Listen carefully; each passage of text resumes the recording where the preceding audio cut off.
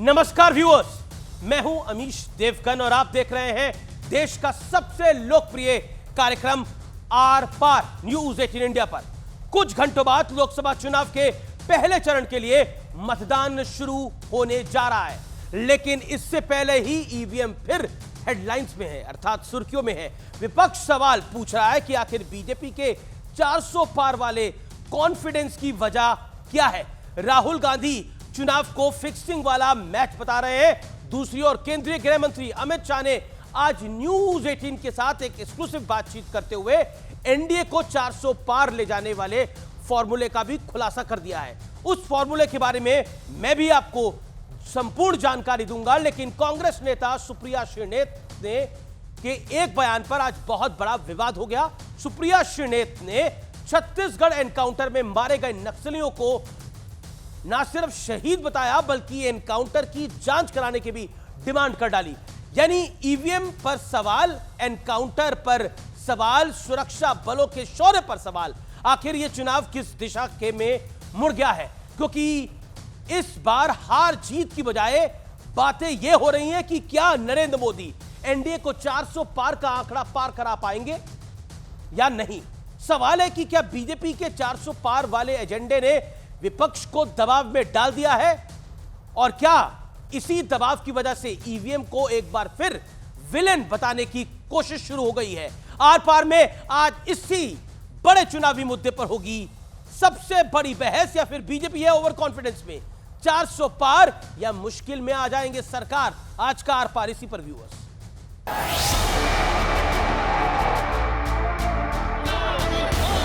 अब की बार 400 पार, अब की बार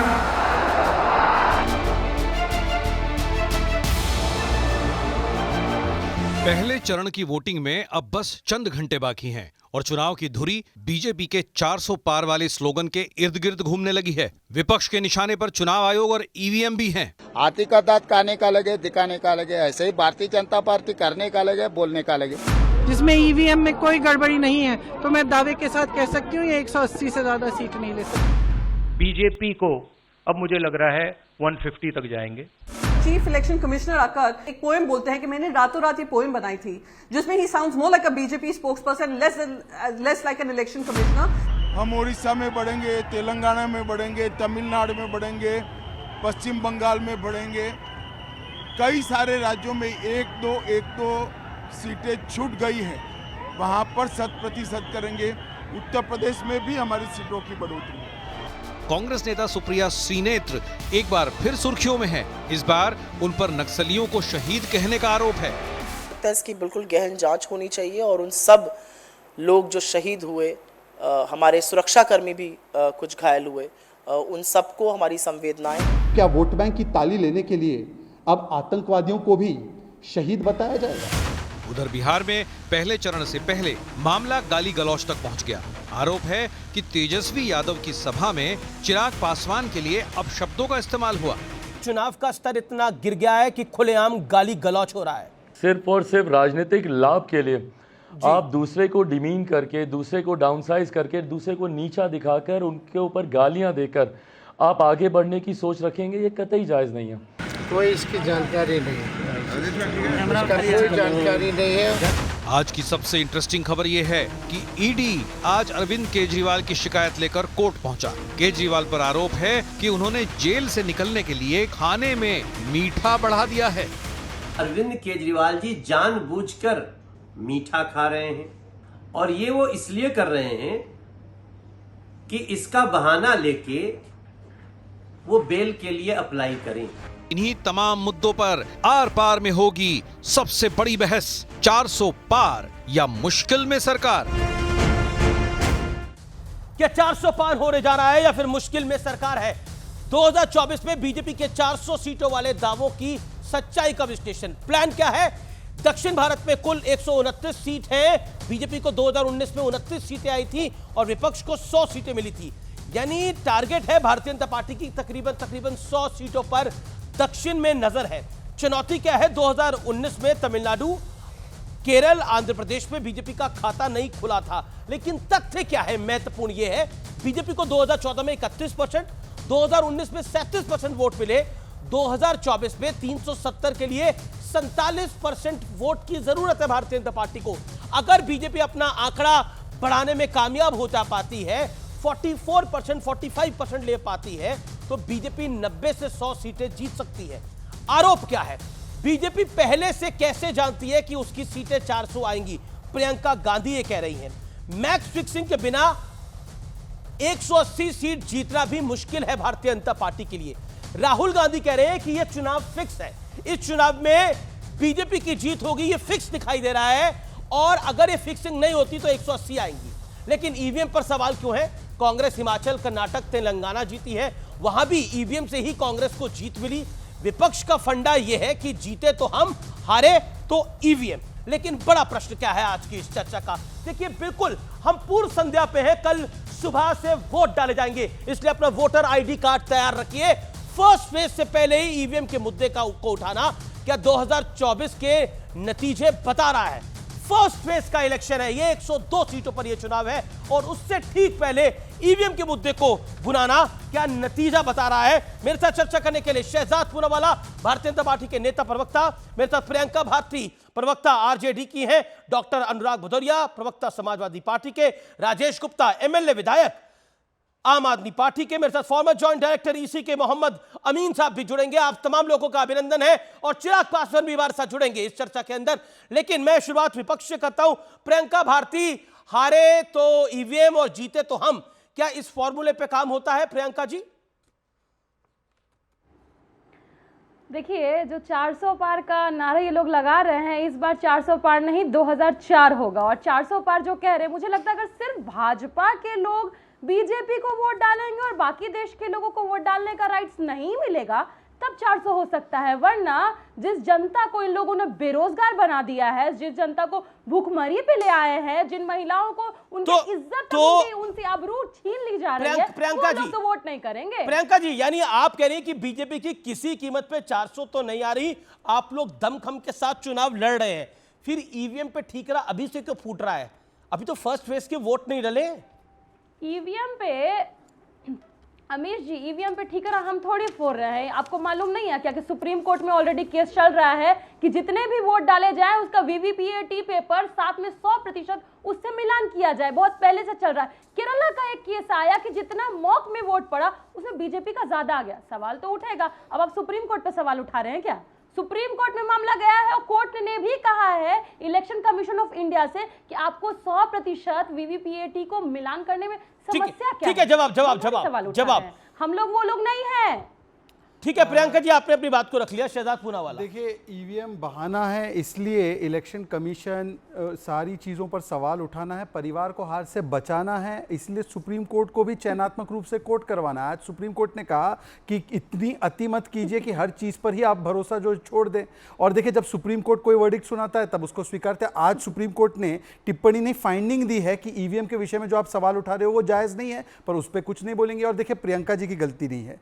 400 का आंकड़ा को केवल एक ही बार समझ में आता है जब 400 बीसी की बात हो चारा घोटाले में, 400 बीसी की बात हो शराब घोटाले में, 400 बीसी की बात हो शुगर घोटाले में, अब शुगर का भी घोटाला चल रहा है, और 400 बीसी की बात हो जिस प्रकार से कांग्रेस पार्टी ने 12 लाख करोड़ का घोटाला किया है। तो 400 बीसी करने वाले लोग, इनको 400 सीट क्या होती है, जनता का क्या विश्वास होता है, ये पता नहीं चलता। ठीक है, अपनी बारी में एक ही वाक्य, केवल एक वाक्य, 10 सेकंड, एक ही वाक्य। प्रियंका जी, मैंने आपके बीच में नहीं बोला बौखलाइए मत, बौखलाइए मत। अरे अमीर जी, इस प्रकार से थोड़ी होगी डिबेट। प्रियंका जी, मेरा निवेदन स्वीकार करिए भाई, अपनी बात बोलिए। ओके, शहजाद जी आप बोलिए। मैं किसी के शहजाद पूनावाला की बारी है। देखिए, मैं केवल आज कहना चाहता हूं कि भाई तरीका ये गलत है भाई अमीर जी, ये तरीका ठीक नहीं है भाई साहब। मैंने किसी के बीच में नहीं बोला। हाँ अमीश जी, मैं केवल इतना पूछना चाहता हूं, पहले शक्ति का अपमान किया गया राहुल गांधी के द्वारा, फिर युवा शक्ति और जनशक्ति मतलब प्रधानमंत्री को 400 फीट में गाड़ देंगे। आज नारी शक्ति का अपमान करते हुए जो रणदीप सुरजेवाला, कंगना रनौत का अपमान करने वाले लोग हैं, उन्होंने चिराग पासवान जी की माता जी के विषय में जो गालियां बकी है, क्या तेजस्वी यादव जी ने उसको कंडेम किया? हमने तो बृजभूषण पर कार्रवाई की, हमने मणिपुर पर डिबेट की, पर मैं आज पूछना चाहता हूं कि क्या किसी आरजेडी के नेता ने एक अनुसूचित जाति के महिला के ऊपर की गई टिप्पणी का खंडन किया है क्या?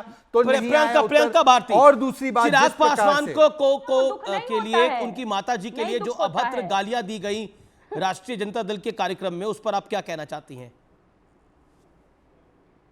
अमीश देवगन जी, भीड़ में जाकर के कोई गाली दे देता है, अगर स्टेज पे दिया होता उस समय तेजस्वी जिसको कंडेम नहीं करते तो कोई सवाल उठता। इस देश में तो जब मणिपुर में महिलाओं को नग्न घुमाया जाता है सबकी चुप्पी हो जाती है। हाथरस में रातों रात महिला को जला दिया जाता है पुलिस के द्वारा। पर चर्चा तो हुई ना, होती है चर्चा तो हुई, इसका एक जवाब दे, चर्चा तो हुई।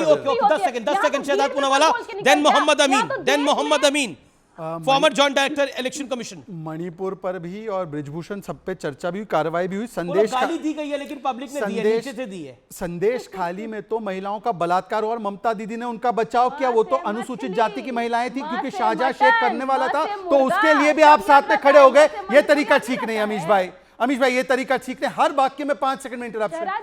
अच्छा, मेरा निवेदन है पीसीआर, जिसका मैं नाम लूं उसी का ऑडियो खोलिए। Shehzad Poonawalla 10 second, complete yourself, sharp point. इन्होंने कहा कि ये तो क्योंकि भीड़ में गाली दी गई तो हम इसका जिम्मेदारी नहीं ले सकते, खंडन कर देते। परंतु मैं पूछना चाहता हूं कि संदेश खाली की महिलाओं का बचाव तो ममता दीदी ने असेंबली में खड़े होकर कहा।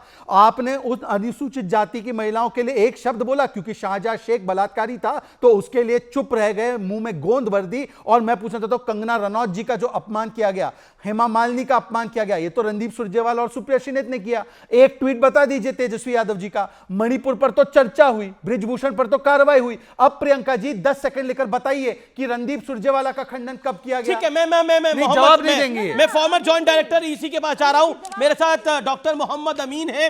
अमीन साहब, आप फॉर्मर जॉइंट डायरेक्टर हैं इलेक्शन कमीशन के। मेरा सवाल बहुत स्पष्ट है आपसे, क्या आपको लगता है कि ईवीएम में बहुत बड़ी खामी है, जिस तरह से हमारे देश का विपक्ष लगातार सवाल उठा रहा है? जी देवगन साहब, ईवीएम में बहुत बड़ी खामियां हैं और बहुत बड़ी खामी है, जिसका नतीजा है कि अपोजिशन की स्टेट जीत रही हैं, चाहे वो हिमाचल हो, कर्नाटक हो, बंगाल हो, उड़ीसा हो। इस तरह की बातें करना ठीक नहीं है कि ईवीएम खराबी है। ईवीएम यही जिताती है और यही हराती है, और इन लोगों को सिवाय एम्पायर को और ईवीएम को बेईमान करने के अलावा कुछ इनके पास सौदे नहीं है। अभी से इसीलिए इन्होंने शोर मचाना शुरू कर दिया कि ये हो सकता है कि मैच हार रहे हूं। मैं अभी ये नहीं कहता हूं 4 जून के बाद आएंगे नतीजे, हो सकता है। इसलिए ईवीएम में इतनी खराबियां बता दी। आपको एक और बता दूं मैं बात, आपके दर्शकों को पूरे पता होना चाहिए, पूरे हिंदुस्तान को, या जो भी पूरा चैनल देख रहा है आपका, उनके दर्शकों को बताना चाहूंगा, ये हमारी इलेक्शन कमीशन की जो ये ईवीएम मशीन है वो बैटरी ऑपरेटेड है, जस्ट लाइक ए कैलकुलेटर। ये हैक नहीं हो सकती। रीजन कि विदेशों में जो बंद की गई है वो इंटरनेट से जुड़ी हुई थी, इस कारण से उन मशीनों को बंद किया गया। इसके लिए ये लोग यहाँ पर एग्जांपल देते हैं कि वहां बंद हो गई और यहाँ चल रही है। यहाँ बैटरी ऑपरेटेड है, जस्ट लाइक ए खिलौना। आप देखते हैं कैलकुलेटर के अंदर जो भी चीजें फीडिंग होंगी उसी का आंसर आता है। 1 और 1 2 ही आएगा, 1 और 2 को 3 नहीं होगा। लेकिन सवाल इस बात का, ह्यूमन एरर हो सकती है कि किसी मशीन में कभी कोई गड़बड़ी देखी गई हो, लेकिन इनके एजेंट मौजूद होते हैं हर स्टेशन पे, पोलिंग स्टेशन पे हर पार्टी का होता है। उसके सामने एक शब्द है रेंडमाइजेशन, यानी वो मशीनें रखी होती है चुनाव से पहले पोलिंग डे दिन, पोलिंग ऑफिसर के सामने, एजेंट के सामने। ठीक है, मेरे साथ डॉक्टर अनुराग भदौरिया है। ओके, डॉक्टर अनुराग भदौरिया, डॉक्टर मोहम्मद अमीन है, farmer joint director election commission के हैं। वो कह रहे हैं कि ईवीएम तो कैलकुलेटर की तरह है, हम सबको पता है, बैटरी ऑपरेटेड है और हमारे इलेक्शन मॉडल को विदेशों तक फॉलो किया जाता है। लेकिन अपनी असफलता को अगर आप ईवीएम पे फोड़ेंगे तो कैसे काम चलेगा? 2012 के अंदर जब सपा की सरकार आई थी तो इसी ईवीएम ने बनाई थी ना। हाँ, अब सुन लीजिए। देखिए, अमीन साहब ने एक बात बोली, मैं आपकी बात मान गया। आप बताइए कैलकुलेटर में कितनी बार ऐसा नहीं होता, मोबाइल के कैलकुलेटर में या किसी कैलकुलेटर में आप 9 दबाओ तो 8 दबने लगता है, फिर हम उसको रिपेयरिंग स्टेशन पे लेके जाते हैं कि नहीं लेके जाते? तो इलेक्ट्रॉनिक मशीन में कहीं ना कहीं गड़बड़ी तो हो सकती है। अब जब जनता को आशंका हो रही है, देश की जनता चाह रही है कि नहीं नहीं भाई, इसके वीवीपैट की अगर उसकी गणना हो जाए पूरी की पूरी, तो उसमें दिक्कत क्या है? भारतीय जनता पार्टी को भी क्या दिक्कत होती है? वो जाके दौड़ के इलेक्शन कमीशन का बचाव करने लगती है। भाई आप भी एक पार्टी हैं, अगर पूरी जनता कह रही है आप भी हमारे साथ आगे खड़े हुई है और आप भी शंका जताइए जब जनता शंका जताती है। लेकिन आप जब उनके साथ खड़े हो जाते हो तो आपकी मनसा पे शंका होने लगता है कि फिर आप क्यों चिल्ला रहे हो भाई? भाई आपको जनता कह रही है कि नहीं, जनता कह रही है वीवीपैट की काउंटिंग होनी चाहिए, तो आपको होनी चाहिए। कई बार यहाँ पे इलेक्ट्रॉनिक मशीन खराब होती है, आप भी कहो खराब होनी चाहिए। अच्छा, मोहम्मद अमीन तो किसी पॉलिटिकल पार्टी के है नहीं, सुर मिलाते, उन पे आरोप पत्र लगाना मुझे नहीं लगता जायज है। वो तो किसी पॉलिटिकल पार्टी के नहीं है, वो तो इलेक्शन कमिशन के नुमाइंदे रहे। नहीं लगा रहा हूं, ठीक है, अच्छा ठीक है, अब मुझे जवाब लेने दीजिए। अमीन साहब आपने अपनी बात को रखा, मैं आपको आगे मौका दूंगा। अमीन साहब आपकी बारी है, 30 सेकेंड। अमीन साहब आपकी बारी है, बोलिए। अमीन साहब, कैलकुलेटर में भी दिक्कत आ जाती है, कभी कभार 8 दबाते हैं 9 दिखाई देता है। मैं भदौरिया साहब की बात से बिल्कुल इत्तेफाक रखता हूं, एग्री करता हूं, लेकिन जिस दिन चुनाव हो रहा होता है उसके पीछे हमारे 5-6 पोलिंग स्टेशन के ऊपर एक सेक्टर मजिस्ट्रेट होता है, उसके पास हमारे पास स्पेयर मशीनें होती हैं जो इमीडिएटली रिप्लेस की जाती हैं। वहां ठीक करने का टाइम नहीं होता चुनाव के टाइम में, इसलिए इमीडिएटली रिप्लेसमेंट है वहां पर। अगर कोई मशीन खराब होती है और हमारे इंजीनियर्स भी होते हैं तो ठीक करने का टाइम नहीं रहता, हम इमीडिएटली उसको बदल देते हैं। बदलने की वजह से न तो समय खराब होता है वोटर्स का और न वोट डालने के टाइमिंग। लेकिन अनुराग भदौरिया, अगर आपका कोई ईवीएम के बारे में सवाल है, मैं तो पूरे विपक्ष को कह रहा हूं कि अगर उनका कोई सवाल है, हमारे साथ बहुत ही माने हुए अधिकारी हैं, doctor Mohammad Amin, former joint director election commission के, उनसे वो सवाल पूछ सकते हैं। अनुराग, आपका कोई प्रश्न है तो पूछिए आप अमीन साहब से। देखिए, पूछ तो रहा हूं, अरे मैं कह रहा हूं, मैंने कहा अमीन साहब आप भी जानते होंगे जब चुनाव होता है और चुनाव में जब लाइनिंग लगी होती है, जब लाइन लगी होती है, बड़ी गर्मी होती है कई बार, और वहां मशीन खराब होती है, भागा दौड़ी होती है, उसमें जब मशीनें 1 से 2 खराब हो गई, 3 खराब हो गई, 4 खराब हो जाती है, कई बार 5-5, 6-6 मशीनें खराब होती हैं, आपने भी देखा होगा। फिर बताइए उसको कैसे हैंडल। वो विषय अलग है, मशीन खराब होने का विषय अलग है, आप ईवीएम पे भरोसा नहीं कर रहे, वो विषय अलग है। आप दोनों चीजों को मिक्स कर रहे हैं। सुनिए, उसी का जनता को भरोसा इसीलिए तो उठ रहा है, जनता को भरोसा इसीलिए उठ रहा है कि मशीनें खराब होती है, इसलिए भरोसा उठ रहा है। आप जनता की बात करेंगे कि सत्ता की बात करेंगे? अमीन साहब, हाथ जोड़ के निवेदन है, हाथ जोड़ के निवेदन है, हम जनता की बात कर रहे हैं। पॉलिटिकल आदमी नहीं है, ये पॉलिटिकल ड्रामा नहीं। एक सेकंड, ओके, मोहम्मद अमीन, दूसरे चैनल पे अमीन साहब को सुन रहा था। अमीन साहब तो विपक्ष को कह रहे थे कि विपक्ष की हालत इसलिए हो गई है। अमीन साहब तो दूसरे चैनल पे ये बोल रहे थे, तो अमीन साहब को तो मुझे भरोसा है नहीं, क्योंकि आप निरंतर बोलते हैं। देखिए, अमीन साहब कोई पॉलिटिकल आदमी नहीं है, आप निरंतर ना बोले। Doctor Bhadauria, Mohammad Amin, former joint director election commission, तो मैं कैसे विश्वास करूं? भदौरिया साहब, मैं आपको एक चीज बताना चाहूंगा कि देखिए, मैं उस वक्त ये कह रहा था कि इसी तरह से हमारे इलेक्शन कमीशन पे उंगली उठाई जाती है, उंगली उठाई जाती है। ऐसा नहीं है, आप लोग आते हैं उसी इलेक्शन कमीशन में, बीजेपी उंगली उठा रही थी तब क्या था? ये क्या तरीका है अनुराग? बीजेपी उंगली उठा रही थी तब भी तो था ना। अनुराग, मोहम्मद अमीन को बोलने दीजिए, नहीं तो शहजाद पूनावाला और मलूक नागर बोले। नहीं, मैं तो अपनी बात, आपने सवाल पूछा, आपने सवाल पूछा, अब आप सवाल का जवाब सुनने को अगर तैयार ही नहीं हो तो उसका कोई जनता के पास बात नहीं जाने देता, आप भी नहीं जाने देते। मैं तो सवाल पूछ रहा हूं। 2009 में बीजेपी ने सवाल उठाया था कि नहीं उठाया था? बस इतना बताइए। अमीन साहब को सुनिए ना, बीजेपी ने सवाल उठाया था कि नहीं उठाया था? बोलिए हाँ या ना। ये कैसे होगा सर, बात कैसे होगी? ऑडियो डाउन करिए उठाया था ना सवाल। Anurag Bhadauria, please be fair. Mohammad Amin, हाँ देखिए देवगन साहब, ऐसा है कि ये बात कह रहे थे कि मशीनें 1, 2, 4 खराब हो जाती है। मैंने बिल्कुल मानता हूं इस बात को कि खराब हो सकती हैं, लेकिन मैंने इनको ये भी बताया कि इमीडिएटली हमारे सेक्टर मजिस्ट्रेट घूम रहे होते हैं राउंड पे, वो इमीडिएटली बदल देते हैं इस मशीनें।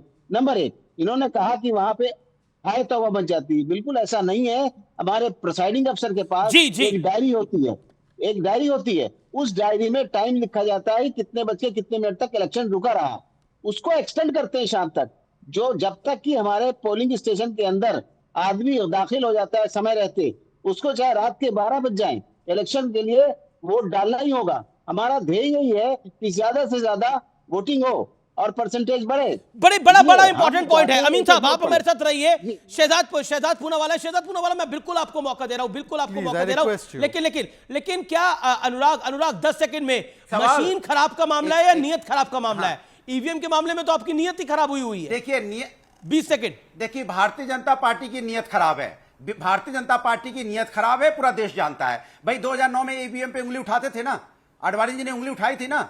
हम लोग सर्वोच्च न्यायालय में कह रहे हैं, जब सर्वोच्च न्यायालय में सुनवाई चल रही है, वीवीपैट की 100% काउंटिंग होनी चाहिए। तो बीजेपी के साथ क्यों नहीं खड़ी होती है? 100% काउंटिंग होनी चाहिए। Your time is up, BJP spokesperson.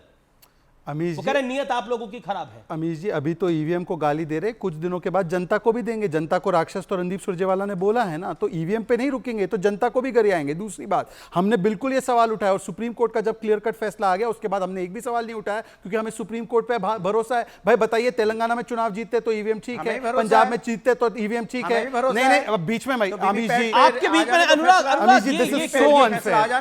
5 second में नीयत तो अच्छी है, आपकी नीयत तो अच्छी है। अमीश जी मैं अपना टाइम कंसीड नहीं कर रहा हूं, मुझे प्लीज मौका दीजिए। भारतीय जनता पार्टी को अपना बोलने का मौका मिलना चाहिए। तेलंगाना में ईवीएम ठीक है, पंजाब में ईवीएम ठीक है, दिल्ली में ईवीएम ठीक है, पर केंद्र में चुनाव हारने वाले हैं तो ईवीएम खराब हो जाता है। मैं इनसे पूछना चाहता हूं, जब ये लोग ईवीएम की बात करते हैं, भाई साहब इनको विश्वास क्या? जब बीजेपी की वैक्सीन बता दी इन्होंने, वैक्सीन को इनको भरोसा था। जब सर्जिकल स्ट्राइक का आर्मी ने बताया तो उनको भरोसा था, इन्होंने खून की दलाली बता दी।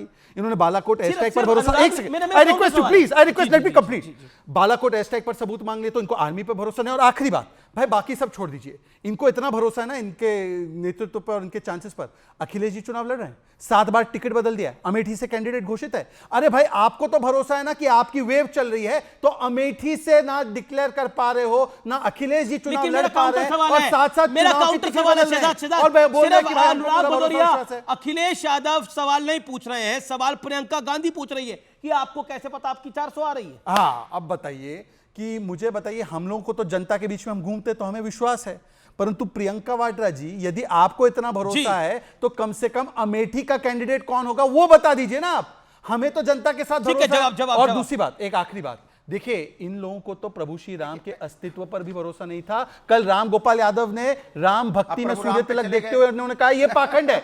भाई बताइए, जो सूर्य तिलक और राम जी की भक्ति को पाखंड बताते हैं। डॉक्टर अनुराग भदौरिया भैया, जनता नहीं बताइए, राम जी की भक्ति पाखंड है क्या? इलेक्ट्रो बॉन्ड की बात करो, मेरी बात करो। नहीं राम जी की भक्ति पाखंड बात करो तो 370 की बात करने लगेंगे। नोटबंदी पे बात करो कि नोटबंदी आपने लगाई थी, आपने कहा था कि काला धन खत्म हो जाएगा, आतंकवाद खत्म हो जाएगा, खत्म हो गया क्या? लॉकडाउन आपने लगा दिया, कितने लोगों की मौतें होगी? जिम्मेदार कौन हुआ? क्या बताया? किसान की एमएसपी की गारंटी हो गई क्या? महिला सुरक्षा के लिए आपने क्या किया बताइए आप? मणिपुर में क्या हुआ? क्या हुआ? पहलवान महिलाओं के साथ अन्याय हुआ कि नहीं हुआ? बीएचयू की बच्ची के साथ अन्याय हुआ कि नहीं हुआ? हाथरस की बेटी के साथ अन्याय हुआ कि नहीं हुआ? अंता भंडारी के साथ हुआ कि नहीं हुआ? उन्नाव की घटना के साथ हुआ कि नहीं हुआ? अरे आपसे सवाल पूछा जाएगा। लेकिन अनुराग भदौरिया,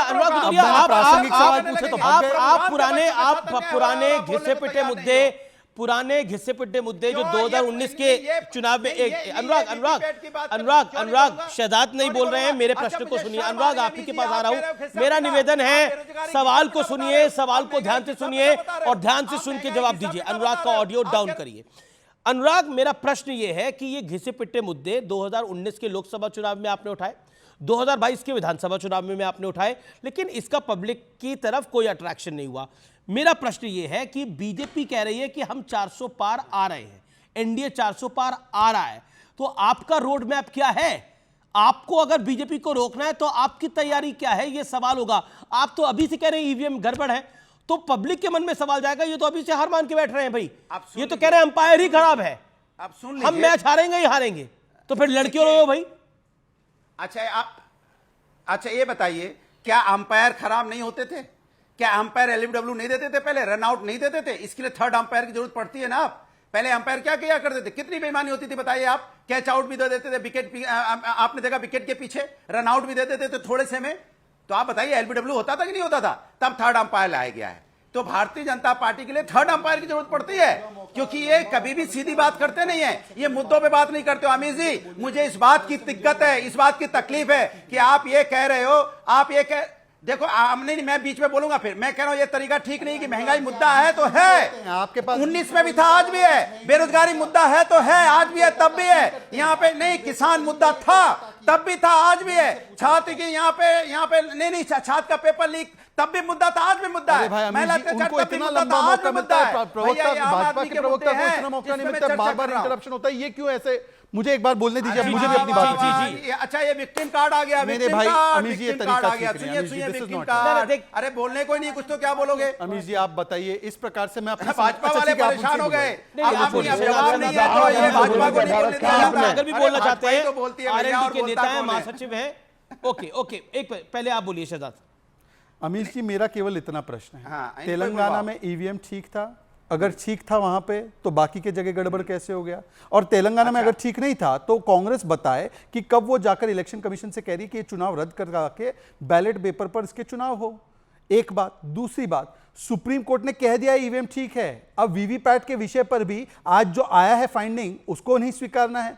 मैं इनसे सिर्फ इतना पूछना चाहता हूं, इन्होंने कहा ईवीएम की 3-4 मशीनें गड़बड़ हो जाती है, खराब हो जाती है। भाई बैलेट पेपर की तो चोरियां होकर कैसे उसको डाका डालकर जला देते थे, इसका उदाहरण आज भी बंगाल के पंचायती चुनाव में मिला है। जी जी, उसके लिए ठीक है, दिखाइए। जी जी जी, 3 मिनट दिखाइए पीसीआर। मैं एक सेकंड, मेरे साथ प्रियंका भी हैं, मेरे साथ अनुराग भी हैं, मलूक नागर भी है, महासचिव आरएलडी के और सांसद भी हैं। 10 सेकंड अमित जी, 10 सेकंड दे दो। हाँ, बोल लीजिए 10 सेकंड दे दो, बस 10 सेकंड, ज्यादा नहीं लूंगा, फिर मत बुलवाना। अरे यार, अच्छे बताइए, आपने देखा होगा चंडीगढ़ में किस तरह से, आपने देखा होगा चंडीगढ़, अरे 10 सेकंड दे दो। आपने देखा होगा चंडीगढ़ में बैलेट पेपर की लूट हुई कि नहीं हुई, 8 वोटों की लूट हुई कि नहीं हुई। अगर कैमरा नहीं होता, सामने नहीं होता तो माननीय सर्वोच्च न्यायालय का आदेश नहीं आना, आज इन्होंने बैलेट पेपर की लूट की है। इनके सरकार में बैलेट पेपर की लूट हो रही है, इसलिए बैलेट पेपर पर नहीं करवाना चाहते हैं, क्योंकि बैलेट पेपर लूट रहे हैं। चंडीगढ़ में लूटा, मेयर के चुनाव में, मेयर के चुनाव में लूटा है। अनुराग, आपने बातों में बोल दिया कि बैलेट पेपर से तो गड़बड़ होती है, ईवीएम ही करवाना चाहिए।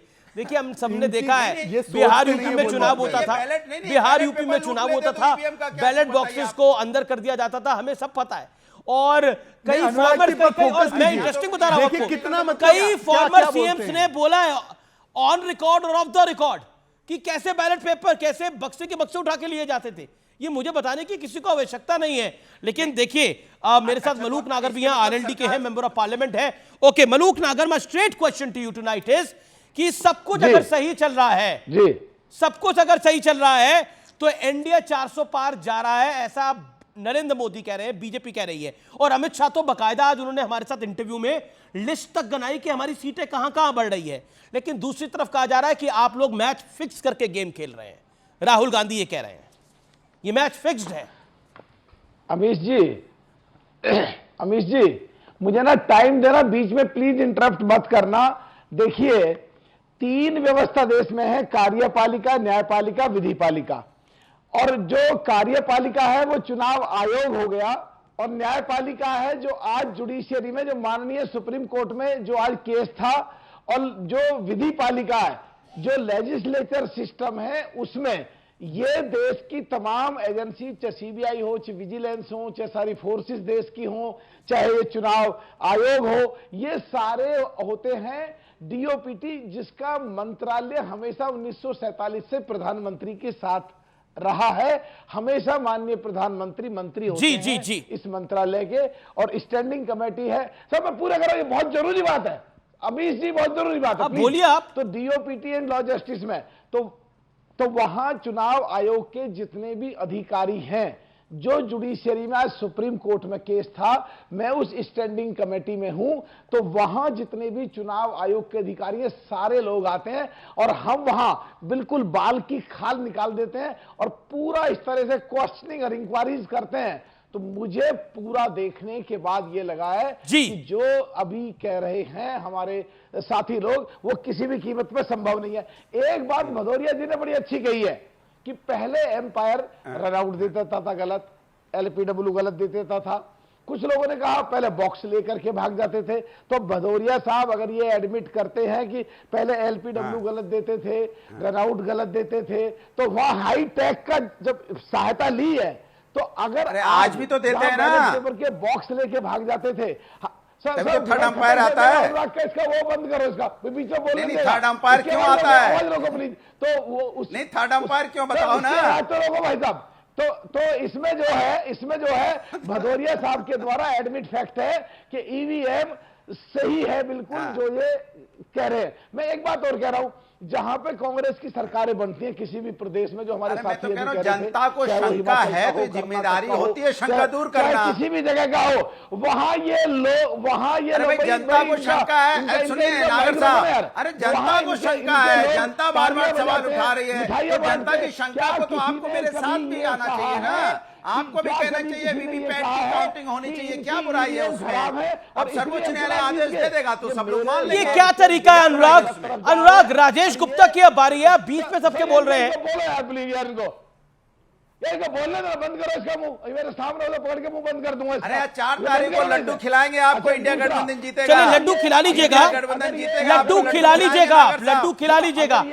अनुराग जी मेरा निवेदन स्वीकार करिए। राजेश गुप्ता देखिए, राजेश गुप्ता आपको तो अगर पूरी कर रहा हूं जी जी, अगर अब देखिए ईवीएम पर भी सवाल आप खड़ा कर रहे हैं और अब तो मीठे पे भी सवाल खड़े होने लग गए हैं। अब तो हम ये भी नहीं बोल सकते कुछ मीठा हो जाए।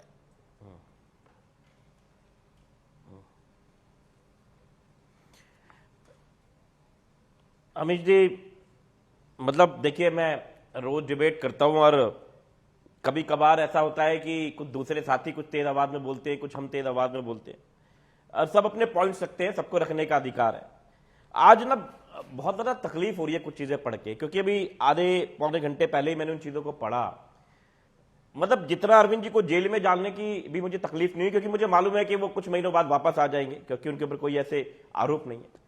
लेकिन जब आज मैंने पढ़ा कि जो आदमी 30 साल से डायबिटिक पेशेंट है, जो लगातार इंसुलिन लेता है, उस आदमी को यह भी मना करा जा रहा है, जो कोर्ट ने अलाउ करा है, कि वो टॉफी या केला जेब में रखे, क्योंकि वो इंसुलिन लेते हैं, कभी भी शुगर ऊपर नीचे हो सकती है। बड़ी आम बात है, एक डायबिटिक पेशेंट इस बात को समझता है जिसको बहुत ज्यादा शुगर रहती है।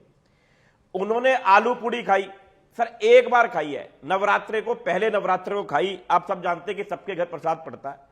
हम लोग अग्रवाल फैमिली से आते हैं, मैं भी उसी फैमिली से आता हूं जिससे अरविंद जी आते हैं। हमारे लिए ये बड़ी आम बात है कि शाम को कुट्टू के आटे या पूड़ी, इससे हम प्रसाद को खोलते हैं। अगर हमारा व्रत नहीं है तो हम पूड़ी खाते हैं, व्रत होता है तो कुट्टू का आटा या सादा नमक उसके अंदर डाल के वो खाते हैं।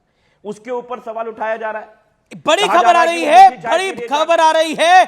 आम आदमी पार्टी की सरकार में मंत्री आतिशी का बड़ा बयान है कि अरविंद केजरीवाल को मारने की साजिश है। यह बहुत बड़ी स्टेटमेंट है अपने आप में। मैं सीधा घर का खाना ना देकर की साजिश करी जा रही है, यह कहा गया है। पहले ईवीएम और अब ये Shehzad Poonawalla. Quick reaction, then Rajesh Gupta, welcome to you. Atishi ji किस पर आरोप लगा रही है? तिहाड़ जेल का पूरा संचालन दिल्ली सरकार के तहत है, तो दिल्ली सरकार में कोई उनको मरवाना चाहता है तो वो बता दे, इसका डिस्क्लोजर कर दे। दूसरी बात देखिए, राजेश भाई मेरे बड़े भाई है, मित्र है मेरे, इस पूरे डाइट चार्ट में लिखा गया है अंडा खाया, और नवरात्र का पर्व था, नवरात्र का समय था 9 तारीख के बाद। अब देखिए 11 को, 12 को, 13 को 4-4 अंडे। अब देखिए मैं तो भारतीय मुसलमान हूं, हम लोग को फिर भी नहीं खाते हैं क्योंकि नवरात्र का पर्व होता है, तो हम तो अंडा, चिकन, मांस कुछ नहीं छूते। पर इनके पूरे गठबंधन में देखिए ना साहब, कोई श्रावण में मटन पकाता है, कोई फिश की तस्वीर दिखा के चिढ़ाता है नवरात्र के पहले दिन पर, और कोई जेल में राम भक्त होने का दावा करता है 9 तारीख से। तो आप देख लीजिए, डाइट चार्ट तो झूठ नहीं है, कोर्ट में सबमिट हुआ है। अब देखिए मैं एक मिनट पढ़ना चाहता हूं। ये देखिए 9 तारीख को, ये पहले 11 तारीख को 3 अंडे विथ मिक्स फ्रूट, फिर उसके बाद आप देख लीजिए कि वहां पे फिर से नीचे अंडे। तो ये बताइए कि ये नवरात्र में अंडे कौन खाता है? राजेश भाई आपने अंडे खाए थे? ओके, राजेश गुप्ता आम आदमी पार्टी एमएलए एंड स्पोक्सपर्सन। देखिए अमीश भाई, मेरी बात अधूरी रह गई। पहली बात तो मैं बता दूं कि अरविंद केजरीवाल 100% वेजिटेरियन है, एगिटेरियन भी नहीं है, सिर्फ शाकाहारी खाना लेते हैं, ना अंडा लेते हैं, ना नॉनवेज लेते हैं। दूसरी बात, आपने मुझसे पूछा, मैं बार बार कहता हूं मैं एक सार्वजनिक जीवन में रहता हूं, सब लोग जानते हैं कि मैं कोई भी नवरात्रि के दिनों में, आधे दिनों में तो व्रत में रहते हैं, कभी व्रत ना भी हो, लेकिन सवाल ही नहीं पैदा होता अंडा वगैरह कोई चीज देखने का भी। उस जगह भी नहीं जाते जहां पर ऐसी चीजें होती हैं। आप मेरे आसपास या मेरे परिवार या क्षेत्र में पता कर सकते हैं। दूसरी बात, आप सर मैं आपको जो बता रहा था कि कहा गया मीठी चाय ले रहे हैं। अरे भाई, मीठी चाय जो प्रिस्क्राइब्ड डॉक्टर के द्वारा स्वीटनर है उसके द्वारा ली जा रही है, जो उनको नुकसान नहीं करती अरविंद जी को। आज सच में मारना चाहते हो अरविंद केजरीवाल जी को? आज देश की राजनीति इस लेवल पे पहुंच गई कि कहा जा रहा है वो अंडा खाते हैं। ये तो आपका आरोप है राजेश जी, ये आपका आरोप है क्योंकि he is a patient of diabetes, उनको शुगर है, तो चीनी अगर वो खाएंगी तो उनकी शुगर बढ़ जाएगी। आरोप ये है जो ईडी ने कहा है कि ये बेल के लिए अपनी शुगर को बढ़ाना चाहते हैं, यानी अपनी डायबिटीज को बढ़ाना चाहते हैं और अपनी बेल करवाना चाहते हैं। बीजेपी का आरोप है कि ये गैंग की तरह ऑपरेट कर रहे हैं अरविंद केजरीवाल और आम आदमी पार्टी जैसे गैंग के मुखिया, अपने ऊपर कोई वार करवाते हैं, इसी तरह का काम करने का प्रयास हो रहा है। ओके, राजेश गुप्ता जी, भाई आप लोग तो सच में अरविंद केजरीवाल जी को टेररिस्ट प्रोजेक्ट करने वाली कहानी हो रही है कि भाई इस आदमी ने बहुत बड़ा पाप कर दिया, किसी की शिक्षा की, चिकित्सा की बात करके इस आदमी ने जरूरत कैसी करी मोदी जी के खिलाफ खड़े होने की। यार कमाल हो गया, वो टेररिस्ट है। वो आदमी जानबूझ के चीनी खा रहा है कि वो बीमार हो जाए, वो मर भी सकता है यार, घाव लग गया तो भरेगा नहीं।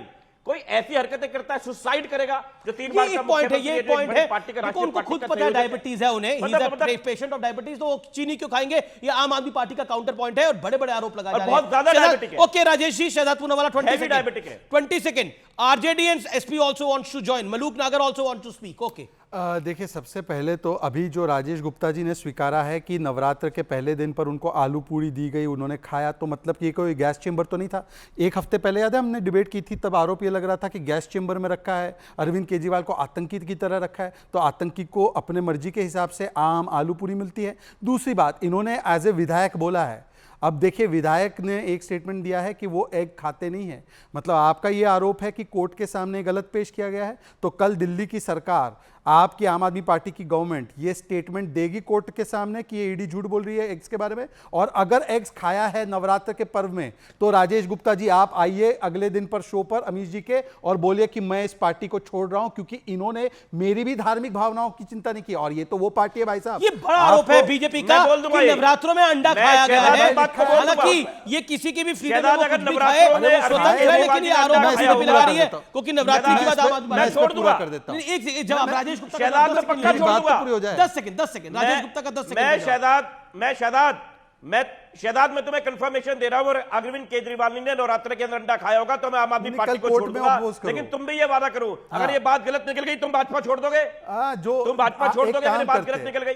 एक काम करते, आपकी और मेरी बात छोड़ दीजिए, कल कोर्ट में इस बात को पेश करना। मैं बहुत दुखी हुआ यार, कोर्ट में इस बात को पेश करना। विधायक जी, अमीश जी के शो पे, अरे अमीश जी के, अरे सुन लीजिए, पूरी बात तो होने दीजिए।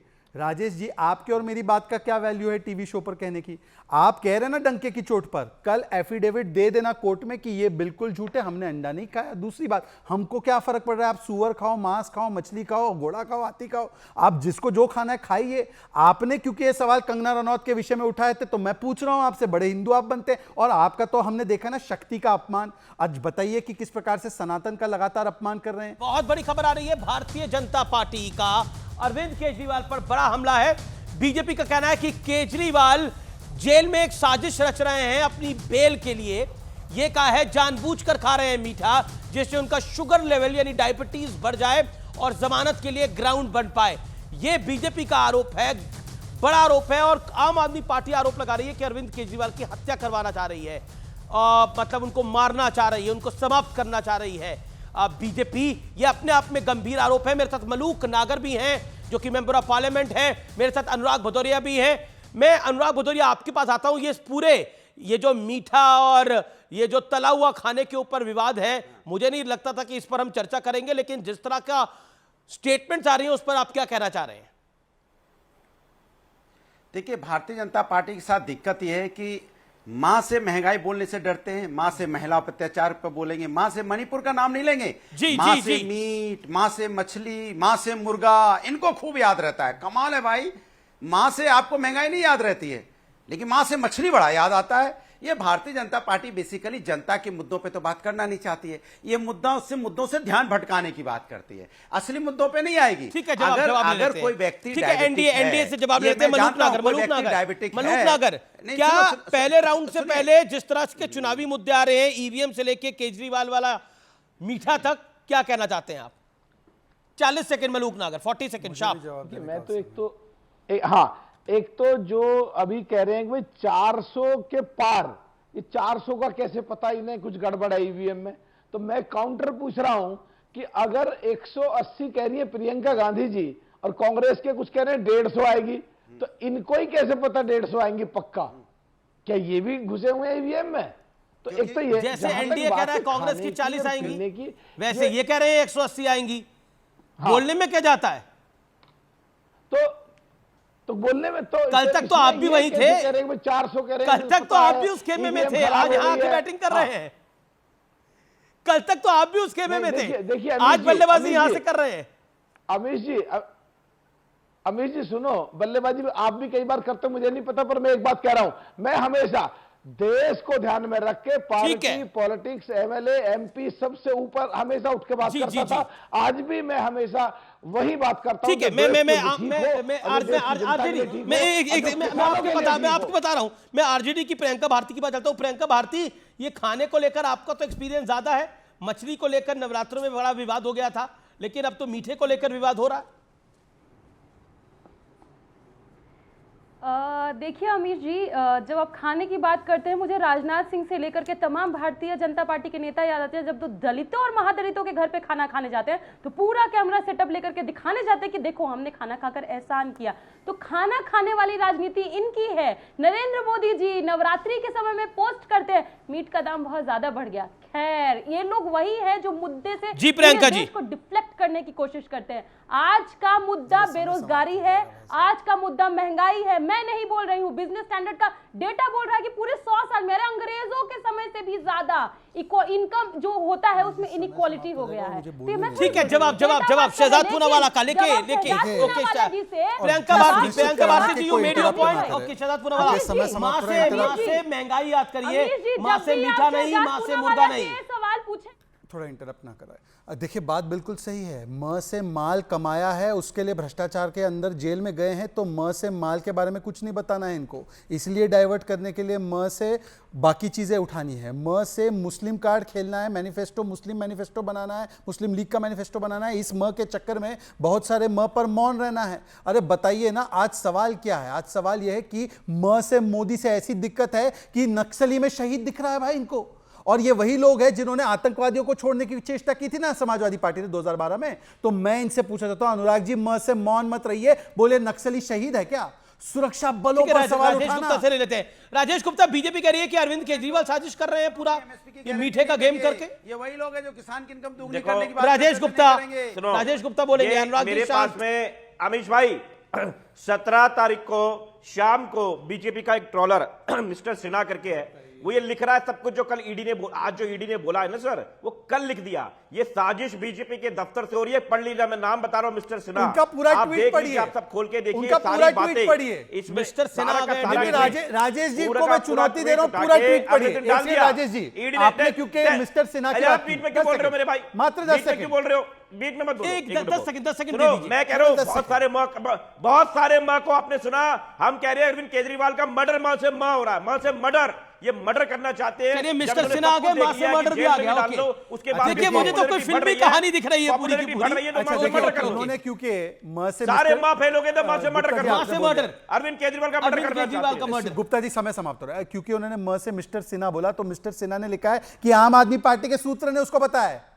पूरा ट्वीट तो पढ़ लिया करो भाई, आप ट्वीट दिखाते हैं, अनुराग जी बैलेट की खिलाफत करते हैं, समझ में नहीं। लेकिन गाली पर, क्योंकि जिस तरह से चिराग पासवान की मां को, परिवार को गाली दी गई है, उस पर पहली बार चिराग पासवान हमारे साथ एक्सक्लूसिव जुड़ रहे हैं। सीधा रुख करते हैं चिराग पासवान का। और इस समय हमारे साथ न्यूज मेकर चिराग पासवान जुड़ रहे हैं सीधे एक्सक्लूसिव बातचीत करने के लिए। चिराग पासवान जी, आपका अभिनंदन है न्यूज 18 पर। मेरा पहला और सीधा सवाल है कि चुनाव का स्तर इतना गिर गया है कि खुलेआम गाली गलौच हो रहा है। जिस तरीके से भाषा की मर्यादा को हर बीते चुनाव के साथ तार तार किया जा रहा है, और अफसोस इस बात का नहीं है कि जिस भाषा का इस्तेमाल किया लोगों ने, कुछ ऐसे असामाजिक तत्व होते हैं जो कई बार ऐसी भाषा का इस्तेमाल कर लेते हैं, बट अफसोस इस बात का है कि जिस तरीके से उनके दल के सबसे बड़े नेता उस मंच पर मौजूद थे और वो इन तमाम बातों को सुनते रहे और खामोश रहे, एक प्रतिक्रिया भी रोकने की तो दूर, कोई प्रतिक्रिया ही उनकी तरफ से नहीं आई। Rather he was standing quite to make sure कि जब तक वो बोल रहे हैं वो अपनी बातों को पूरा बोल लें, तब तक वो मंच पर भी खामोश तेजस्वी खड़े रहे, बगल में उनकी प्रत्याशी खड़ी हुई थी। तो ये दर्शाता है कि राजनीति में अब भाषा का स्तर सबसे निचले स्तर पर जा चुका है। चिराग जी, क्या ये पॉलिटिकल लड़ाई पर्सनल लड़ाई बन गई है? आप दूसरे को डिमीन करके, दूसरे को डाउनसाइज करके, दूसरे को नीचा दिखाकर, उनके ऊपर गालियां देकर आप आगे बढ़ने की सोच रखेंगे, ये कतई जायज़ नहीं है। और पर्सनल होने का तो कोई कारण ही नहीं है, because we already have good personal relationship with each others family. मेरे ऊपर तो कई बार इसी बात का आरोप भी लगाया रहता था कि मैं क्यों लालू जी के परिवार को लेकर मैं इतना सॉफ्ट रहता हूँ। तो ऐसे में जब मेरे छोटे भाई उस मंच पर खड़े हैं, कई बार कहा है कि राबड़ी देवी मेरी माँ के समान है और मैं उनका सम्मान करता हूँ, लेकिन जब दूसरी तरफ से गाली गलौच हो रहा हो और माँ और बहन की गाली तक दी जा रही हो, जो शब्द बोले गए हैं उनको सार्वजनिक मंच पे, टेलीविजन स्क्रीन पर हम बोल नहीं सकते। आप उसको बोल नहीं सकते, आप बिना बीप किए हुए आप उन्हें अपने चैनल्स पे आप दिखा नहीं सकते। बट मैं कह रहा हूँ, मैं अगर तेजस्वी जी की जगह होता तो मैं नहीं बर्दाश्त करता, मैं कड़ी आपत्ति दर्ज कराता। मैंने बार बार कहा है, मेरे लिए वो परिवार मेरा भी परिवार है, मेरी माँ से मेरी ही नहीं उनकी भी माँ है, वो रिश्ते रहे हैं दोनों परिवारों के। मुझे गुस्सा नाराज़गी नहीं है, मैं दुखी हूँ। और मैं दुखी इस बात को लेकर हूँ कि जिस मंच पर मेरा छोटा भाई मौजूद है, जहाँ पर हम लोग एक दूसरे के रिश्तों की दुहाई तो देते ही हैं, कम से कम वो रिश्ते रहे हैं हम लोग के, ऐसे में उन्हीं के सामने मेरे परिवार को गालियाँ दी जा रही हैं। और भाई छोड़ दीजिए, मेरा परिवार भी छोड़ दीजिए, किसी के भी परिवार को क्या इस तरीके से गाली देना ठीक है? हकीकत में खून खौलता है अमरीश भाई। मैं फिर भी बहुत मर्यादित शब्दों में अपनी बातों को मैं रखता हूँ, क्योंकि मुझे सिखाया ही ये गया है। पर आप मुझे कोई और ऐसा व्यक्ति बता दीजिए जिसके सामने उसी की माँ को गाली दी जाए और वो खामोश रह जाए। जी, लेकिन क्या आपको लगता है जो लालू यादव ने संविधान को बदलने की एनडीए कोशिश करेगा अगर 400 सीटों के पार आता है, और प्रधानमंत्री मोदी ने जिस पर अपनी बात को भी रखा है, आप उसको किस तरह से लेते हैं? ये लोग भ्रमित करते हैं, बाबा साहब का बनाया हुआ ये संविधान है, कौन इसको मिटा सकता है, कौन इसको बदल सकता है? और इन लोगों को संविधान की चिंता जिन्होंने खुद लोकतंत्र की हत्या की, आपातकाल किसने लगाया हमारे देश में भाई? आज इनके परिवार के बच्चों के नाम आपातकाल की धाराओं के ऊपर रखे गए हैं। तो ये जिन लोगों ने सही मायनों में इमरजेंसी लगाकर भारत की लोकतंत्र को समाप्त करने का काम किया, ये लोग भारत के संविधान की चिंता करेंगे। राहुल गांधी ने एक प्रेस कॉन्फ्रेंस को एड्रेस किया और कहा कि इस बार बीजेपी, हमें पहले लग रहा था एनडीए 180 के पार जाएगा, लेकिन बीजेपी और एनडीए अब इस बार 150 पर ही रुक जाएगा, यानी 400 सीटों की बातें हवा हवाई। द प्रॉब्लम इज दैट कि वो अपने गिरेबान में झांक के नहीं देख पाते। लेकिन क्या ये एनडीए का ओवर कॉन्फिडेंस नहीं है? क्या ये मेरा काउंटर सवाल है, क्या ये एनडीए का ओवर कॉन्फिडेंस नहीं है? चिराग पासवान को ओवर कॉन्फिडेंस नहीं है? प्रधानमंत्री मोदी का ओवर कॉन्फिडेंस नहीं है? गृह मंत्री अमित शाह को ओवर कॉन्फिडेंस नहीं है कि वो 400 पार आ रहे हैं और वो विपक्ष को कुछ नहीं समझ रहे हैं? भाई 2014 में किसने सोचा था कि हम लोग की पूर्ण बहुमत की सरकार आएगी? 2019 में जब हम लोगों ने 300 पार का नारा दिया था, उस वक्त भी कोई नहीं मानता था। आज हम लोग जब 400 पार की बात करते हैं, ओवर कॉन्फिडेंस तब होता जब हम नारा देके कांग्रेस के वरिष्ठ नेताओं की तरह घर पे बैठ जाते। बिहार में पहले चरण का चुनाव हो गया, मुझे बताइए कौन सा इनके घटक दलों में से कौन सा बड़ा नेता बिहार आया है प्रचार के लिए? तेजस्वी यादव प्रचार कर रहे हैं, मुकेश साहनी प्रचार कर रहे हैं, मछली खा के प्रचार कर रहे हैं, संतरा खा के प्रचार कर रहे हैं। Fair enough, so you have answered it yourself. मछली खा रहे हैं, प्रचार तो क्या ही कर रहे हैं, सबको पता है।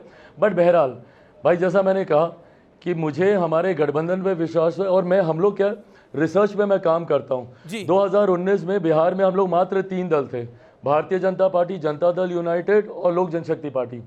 2 ऐसे मजबूत दल जो उस वक्त विपक्ष के साथ थे, आदरणीय मांझी जी की पार्टी और उपेंद्र कुशवाहा जी की पार्टी।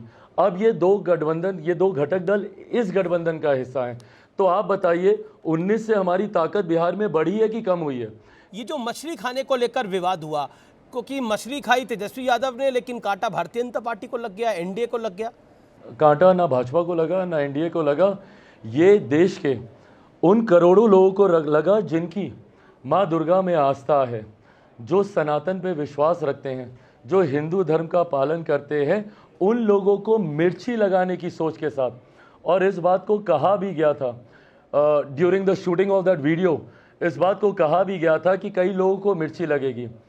भाई अगर आपने एक दिन पहले उस वीडियो को शूट कर लिया था, आपकी सोशल मीडिया की टीम इतनी एक्टिव तो है ना कम से कम कि सेम डे उस वीडियो को पोस्ट कर सकती थी। उसको नवरात्रि के पहले दिन ही पोस्ट करने की क्या जरूरत थी? क्या आपको लगता है कि ये जो पूरा गाली गलौज का मामला है, ये आपके लिए इमोशनल मामला है? मैं नहीं आदी हूँ भाई अपने परिवार के लिए गालियाँ सुनना, और मेरे परिवार ने ऐसा कुछ नहीं किया कि वो गाली सुने। वो लोग तो सार्वजनिक जीवन में भी नहीं है जी, तो मैं क्यों सुनूं उनके लिए गालियां? जो बोलना है मुझे बोलिए ना, मैं हूं डटकर मुकाबला करने के लिए। बहुत बहुत शुक्रिया, वो डट के मुकाबला करेंगे, आपने सब सवालों का जवाब दिया।